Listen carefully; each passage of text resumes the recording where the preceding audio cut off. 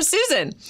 I am about 5 years, I hope, away from retirement, currently with about 60% of my retirement investments in mutual funds and about 40% in individual stocks.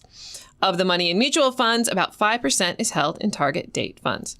I know that I should probably start pulling money out of the market in the next year or two to start building my cushion for retirement income, but I'm reluctant to get completely out of the market, especially since rates for savings accounts and CDs are still so low. Is it foolish or just little f foolish to think that I can stash some of my money in a target date fund before it's completely pulled out of the market? Let's start by discussing how much money you should have in and out of the stock market when you're within 5 years of retirement. So if you look at a range of 2025 target retirement funds, basically funds for people who are going to retire around 2025, you'll see that they keep about 35 to 45% of the assets out of stocks and then reach about a 50-50 mix by the time you reach retirement. But there's a broad range. So like if you look at T. Rowe Prices, they're more aggressive. BlackRocks are more conservative. So if you're going to choose a target retirement fund, you definitely want to choose one that is lining up with your risk tolerance. For what it's worth, the model portfolios in my early retirement service are a little more aggressive.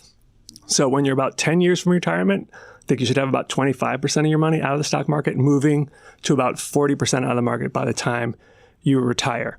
For someone like you, 5 years retirement, just so you know, historically, over 5-year holding periods, stocks have made money about 85% of the time. But what if you're in that 15% of the time? Then that might have to put off your retirement plan, and that may be fine for you. But I definitely think, based on what you said, you probably should have more out of the stock market than you do. Now, you can do it on your own, or you can do what you're suggesting to do, and that is put more money in target retirement funds and let them do that sort of management for you.